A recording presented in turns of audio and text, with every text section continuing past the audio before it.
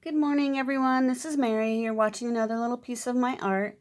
Today I'm back with a few things to share from recent shoppings and so forth. So let's see. We'll start with the Dollar Tree because I just found a few things there. I haven't been shopping there as much since it's the $1.25 tree.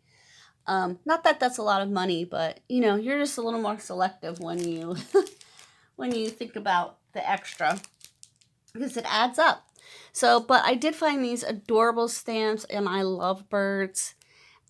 So I saw these on videos and TikToks, and I was never able to find them, and then I finally came across them. So these are clear rubber stamps. You would need a rubber block to put it on. You don't have to have that, but it makes it a lot easier to position it where you want it. And then I found these.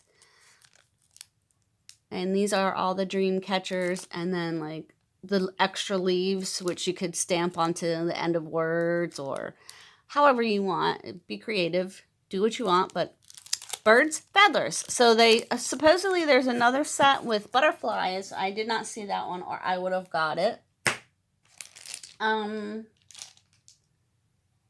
Is that it from the Dollar Tree? Yeah, that's it from the Dollar Tree. Okay, so then okay, so we went to Ross had a sale, like a 9-cent sale. They call it the 9-cent sale. And that was in January, wasn't it? I think so. Yeah, that was in January. So you can find things for 9 cents, 29 cents, 39 cents, 49 cents, and then things that ended in 9, like, $1.99, $2.99. So it was a super, super, super great sale, and I found a lot of baby items and things like that, and clothing for gifts and stuff. But I didn't know a lot about Ross because I don't think we had one at home. If we did, I'd never been to it. So then I started kind of going there more often.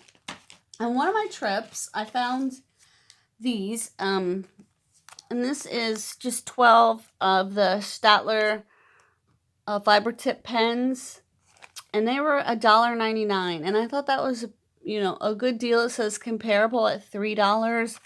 I don't know. I've never seen these out anywhere to compare, but for doing your detail work, I have the Statler fine liners, and I've had them for quite a few years now, and one by one they're starting to dry up, so I thought I would use these. And then I stopped at another Ross that day, and I was looking in their art supply stuff, and I found another bag. This one is missing one. Let's see, what color would it be missing? I think one of the blue, or the purple here, which I'm not a big fan of purple, but it was missing one, so that one was marked $1. So I have these 2 new packs of markers. So check your Ross if you have one, because you might find some things you didn't know that they had. For example, my next item, I found these. This is by Marvin Uchida, and I have always liked his stuff. Sorry, I was taking a sip of coffee. My mug that I use every day is now back in the right time season.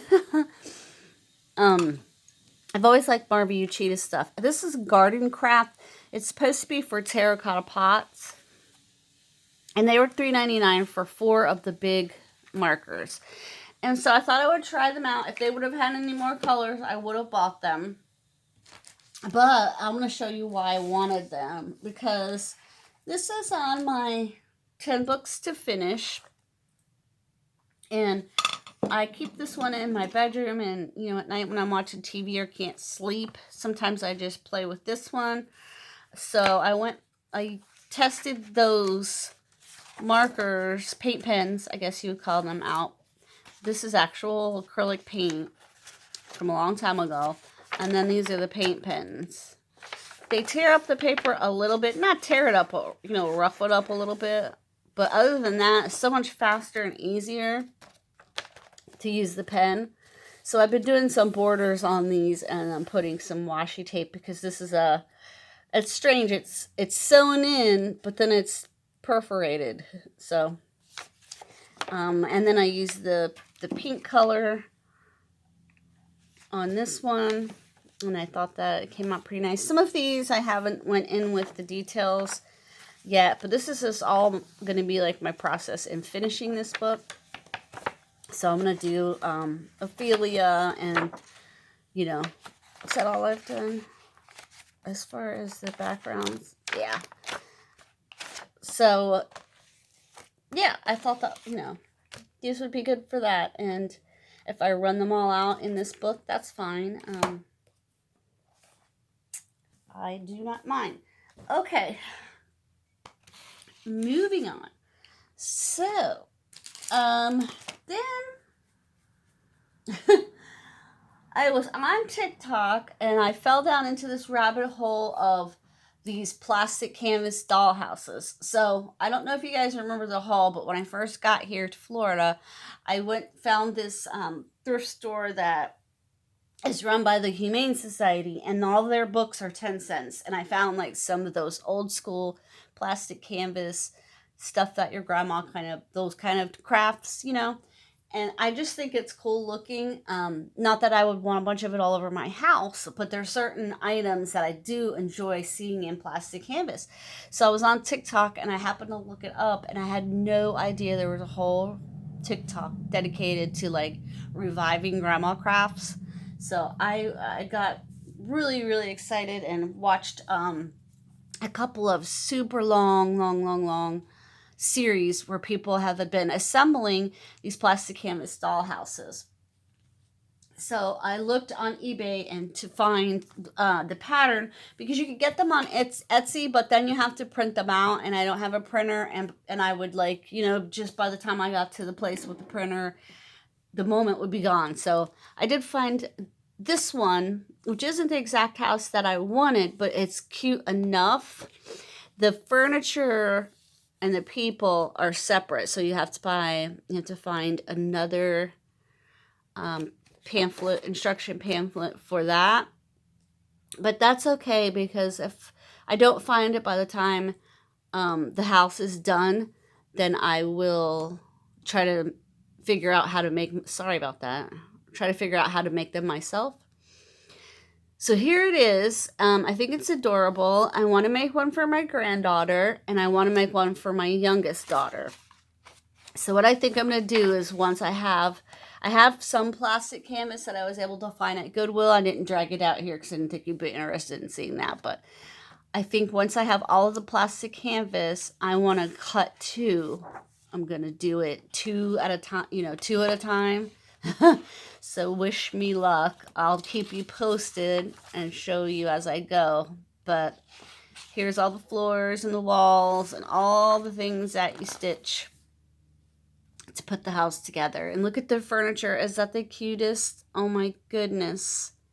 I can't even. But I want to give them to my daughter and granddaughter for Christmas next year, or this year.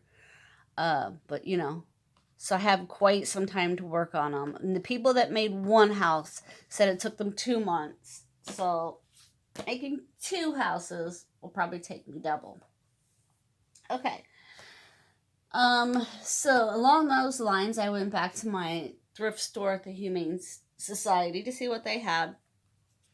And I found plastic canvas in holidays. I doubt I would make any of these. These, like I said, are 10 cents. I doubt I would make most of these, but there are a few things that I might be able to modify. I like the, having the patterns, because you can use them on other things. Something like this is cute. I don't think I would hang this on a thing, but I might make these as Christmas ornaments with, kids and grandkids pictures in them. So, you just kind of have to think outside the box with these older books. Because a lot of the styles are different now, but I think those are cute. I don't know if I would do them exactly for this reason, or, to make them, what are they?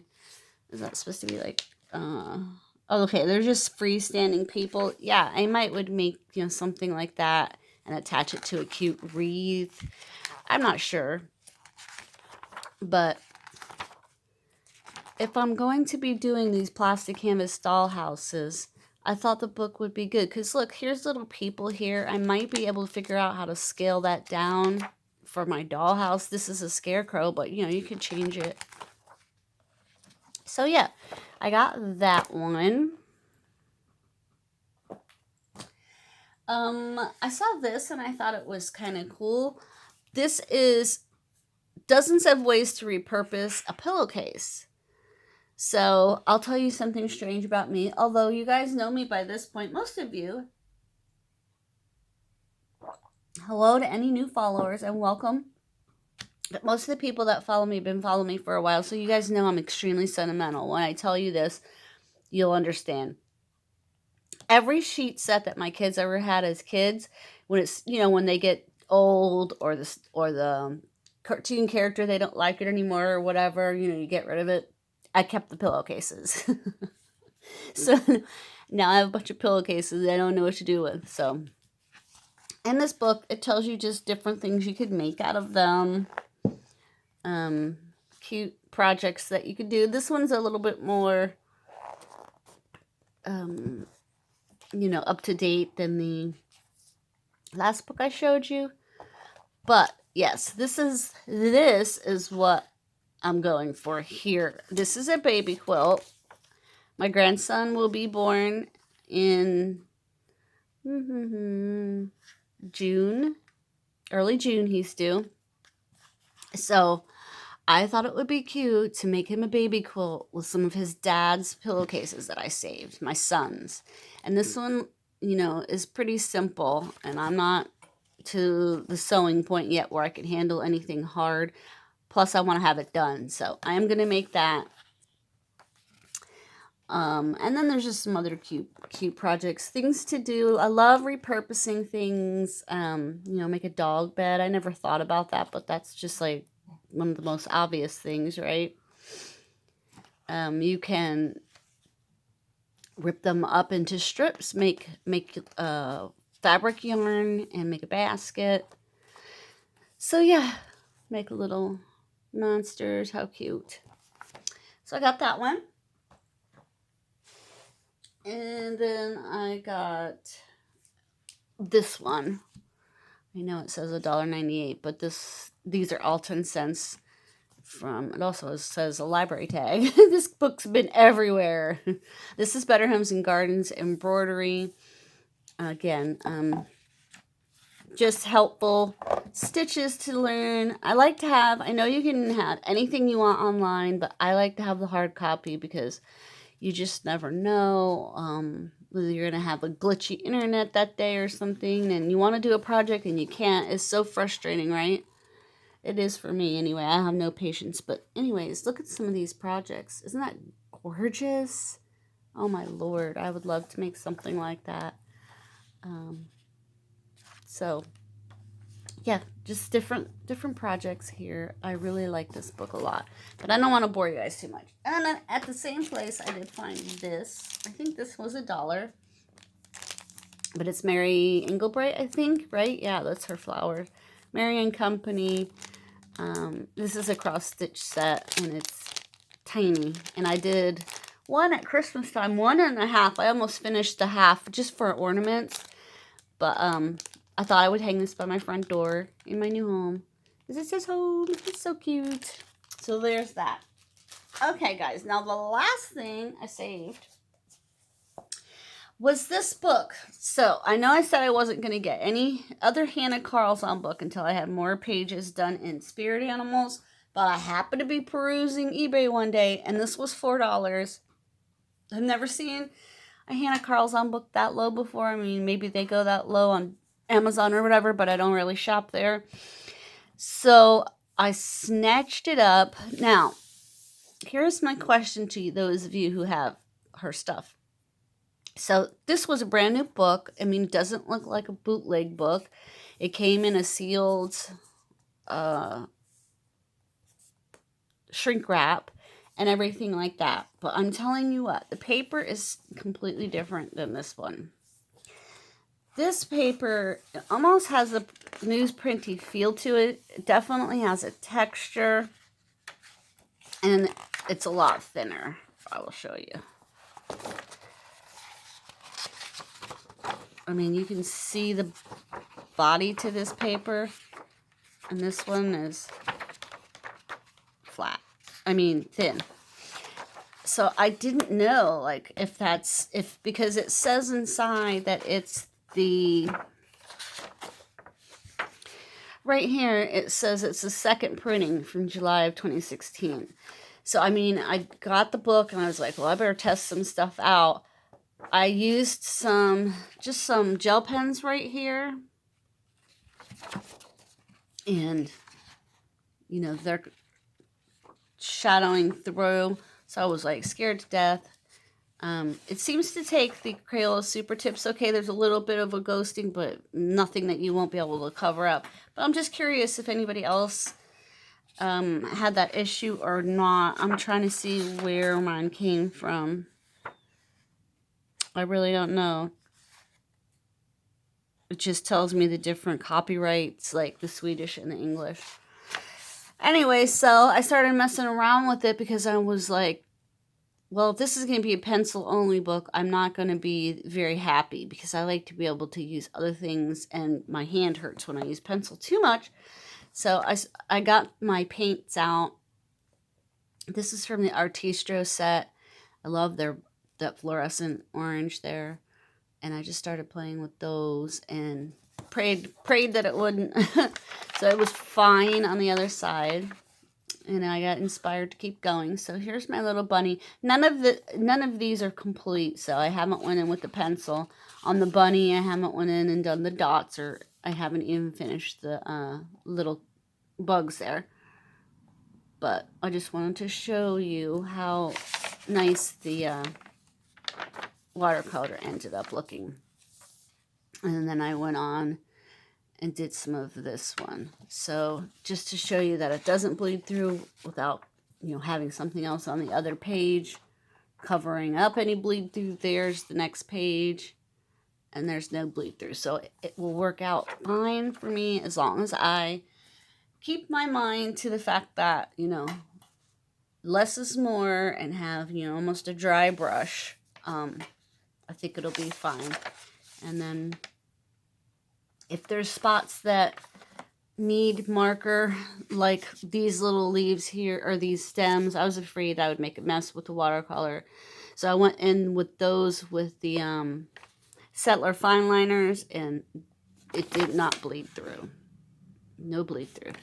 So that is that, and I thank you all for watching. I am glad to be back. My next video is going to be all the things that I have colored recently, because I haven't showed too much really what I've done, just here and there in random videos. So that's what I'll probably do next. But yeah, thanks for watching, guys. I will see you all later. Have a wonderful week. Bye-bye.